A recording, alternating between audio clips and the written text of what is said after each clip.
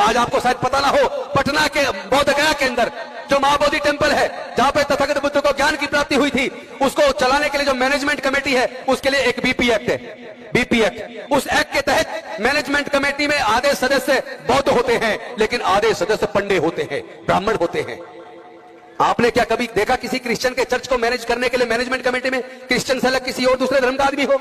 आपने देखा किसी मस्जिद को चलाने के लिए मैनेजमेंट कमेटी के अंदर मुस्लिम से अलग किसी और धर्म का आदमी हो? आपने कभी देखा किसी गुरुद्वारे के अंदर सिखों से अलग किसी दूसरे धर्म का आदमी मैनेजमेंट कमेटी में हो? आपने कभी देखा किसी हिंदू मंदिर के अंदर उसका संचालन करने के लिए किसी दूसरे धर्म के हो? तो फिर बौद्धों का आस्था का केंद्र, जहां तथागत बुद्ध को ज्ञान की प्राप्ति हुई, उस महाबोधि टेम्पल को चलाने के लिए मैनेजमेंट कमेटी में बौद्धों से अलग आधे हिंदू क्यों लगे?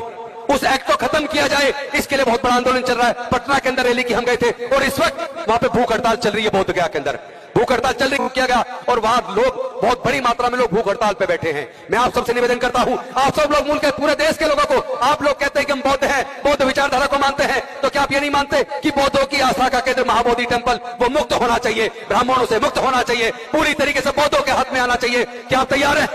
इस लड़ाई को लड़ना पड़ेगा। आप समझिए, हमारे साथी, हमारे बौद्ध भिक्षु और समाज के लोग, बौद्ध लोग वहां भूख हड़ताल पे बैठे हैं कि हमें और आपको सबको उनका साथ देना चाहिए कि नहीं देना चाहिए? हम इस लड़ाई को लड़ेंगे। मैं खुद अब 2-3 दिन के बाद बोध गया जाने वाला हूं।